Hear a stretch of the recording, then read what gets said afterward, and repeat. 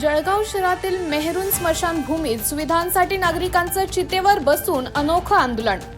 जळगाव शहरातील मेहरून स्मशानभूमीमध्ये मूलभूत सुविधा उपलब्ध करून देण्याच्या मागणीसाठी नागरिकांनी चितेवर सरणावर जिवंत बसून अनोखे आंदोलन केलं।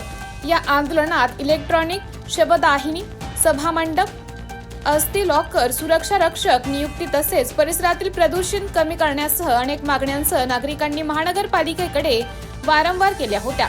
मात्र अनेक दिवस उलटूनही कोणतीही कार्यवाही न झाल्याने हे आंदोलन छेडण्यात आलं। आंदोलनाची माहिती मिळताच आमदार सुरेश भोळे यांनी संपर्क साधून मागण्या पूर्ण करण्याचं आश्वासन दिले। त्यानंतर नागरिकांनी आंदोलन मागे घेतले।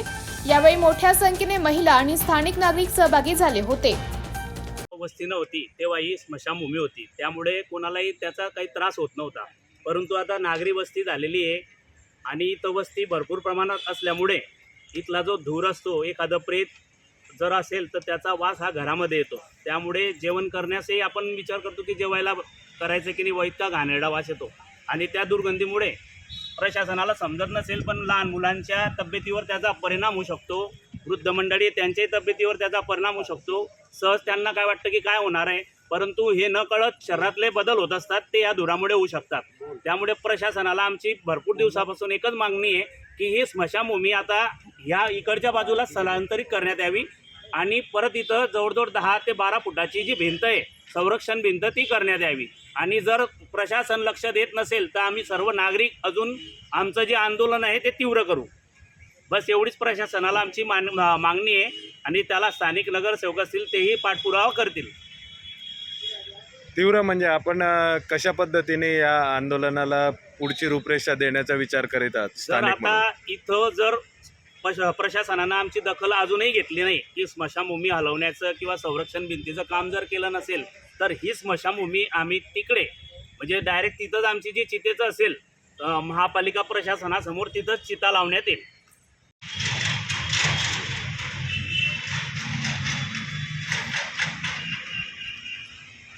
आज जे आंदोलन चालू आहे आपला स्मशानभूमी संदर्भात मेरूरमध्ये, तर मी या आंदोलनाला यांना संदीप भाऊ आणि गणेश भाऊला यांना सांगू इच्छितो की आपण या स्मशानभूमीचा एक कोटीचा प्रस्ताव माननीय पालकमंत्री यांच्याकडे DPDCच्या माध्यमातून दिलेला आहे आणि लवकरात लवकर तो मार्गी लागेल मी यांना आश्वासित करतो।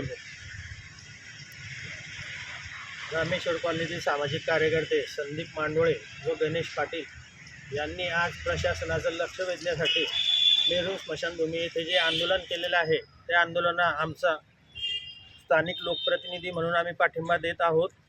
तसेच याच्या माध्यमातून प्रशासनाला आम्ही सांगू इच्छितो की ही स्मशानभूमीची झालेली बकालावस्था त्यांनी येथे येऊन बघावी व नागरिकांना, स्थानिक जे नागरिक आहे इथे रहिवासी महाजननगर, रामेश्वर कॉलनीतले, त्यांना जो धुराचा त्रास होत आहे याची दखल त्यांनी लवकरात लवकर घ्यावी व कामाला झालेली दिरंगाई, वर्षानुवर्षे पडलेला हा प्रस्ताव, त्या प्रस्तावावर लवकर यांनी मार्ग काढावा व जैन इरिगेशन यांच्या माध्यमातून जो प्रस्ताव आलेला आहे स्मशानभूमीच्या सुशोभीकरणाचा, त्याचा पाठपुरावा करून त्यांना विनंतीपर एक पत्र त्यांनी द्यावं अशी माझी त्यांना विनंती आहे व कामाला लवकरात लवकर सुरुवात करावी ही मागणी आहे।